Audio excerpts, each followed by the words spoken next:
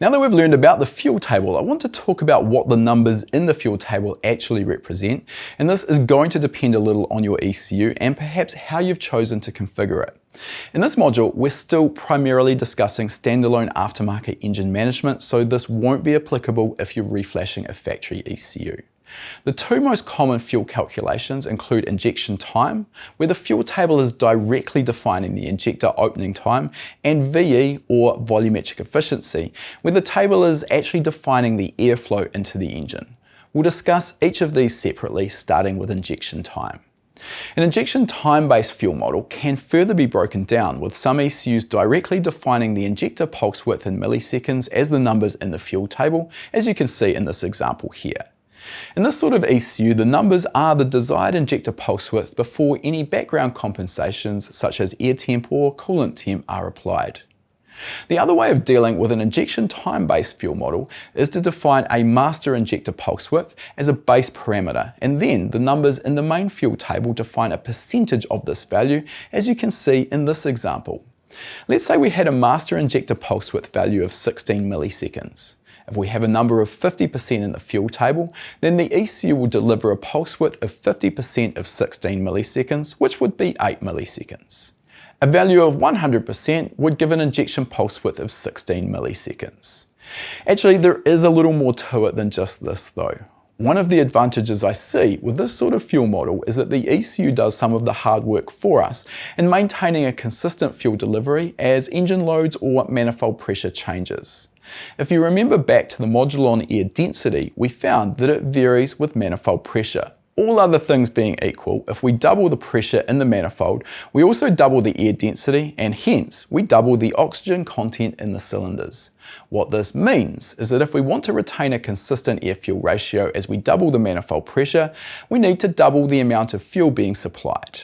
With this sort of fuel table, this calculation is handled in the background, and the ECU automatically adjusts the injector pulse width as manifold pressure changes. With an ECU using this sort of fuel model, the numbers in the table represent the percentage of the master injector pulse width at 100 kPa before background compensations are applied. Let's take our example where we had a master injector pulse width of 16 milliseconds. Now let's assume that the number in our fuel table is 50% and we're operating at 100 kPa, so the pulse width, of course, delivered to the injectors is 8 milliseconds, 50% of 16 milliseconds. Now we add boost and we reach 200 kPa of manifold pressure. If the number in our fuel table is still 50%, now the injector pulse width will be doubled because we've doubled the manifold pressure, so the pulse width delivered to the injectors would be 16 milliseconds. The aim behind this is to achieve a consistent air-fuel ratio as manifold pressure changes. Of course, we might not want to run the same air-fuel ratio at 200 kPa that we ran at 100 kPa, and as the manifold pressure changes, we're also likely to see a change in volumetric efficiency, but this background calculation will mean that we don't have to make such dramatic changes to the fuel table values. The advantage, in my opinion, over an ECU that directly defines the injector opening time is that we tend to see a flatter fuel table, and the shape of the fuel table becomes a closer approximation to the engine's actual volumetric efficiency. As a tuner, I always like to be able to visualize the shape of the fuel table, as this provides me with a lot of clues about how the tune is progressing and if there are any potential problems. One important aspect to point out here is that with both of these types of fuel model, we need to adjust the numbers in the table to achieve richer or leaner air-fuel ratios. Likewise, if we change the size of the fuel injector fitted to the engine, we'll also need to adjust the fuel table to achieve the correct air-fuel ratio again. Let's now move on and discuss the VE, or volumetric efficiency fuel model. In this type of ECU, we don't actually have a fuel table at all, but more correctly, we have an efficiency table like this example shown here. In this table, we're defining at each point what the engine's volumetric efficiency is, or in other words, how completely it's filling its cylinders with air. This is an important difference to the injection time model and can offer some subtle advantages. With a VE fuel model, we need to provide some additional information to the ECU, such as the engine displacement and the number of cylinders, the stoichiometric air-fuel ratio of the fuel we're running, and the flow data for the injectors fitted. Finally, there will be a separate table in the ECU that defines the target air-fuel ratio, as you can see here. This table defines the air-fuel ratio we want the engine to run at each point in the load and RPM.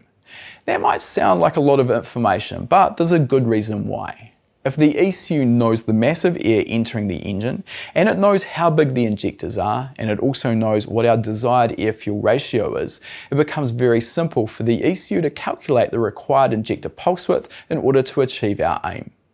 The advantage of the VE fuel model over an injection time-based fuel model is that if we correctly tune the efficiency table, we can then make changes to the air-fuel ratio through the target air-fuel ratio table without the need to retune the engine.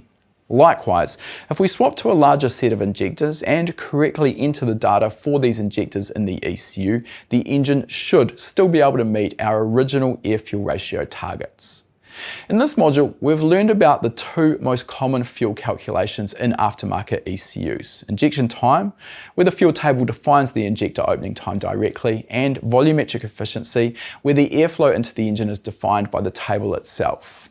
Both systems have their own pros and cons, and it is important to understand the implications of the system you're tuning because there are subtle differences in the approach that you'll need to take.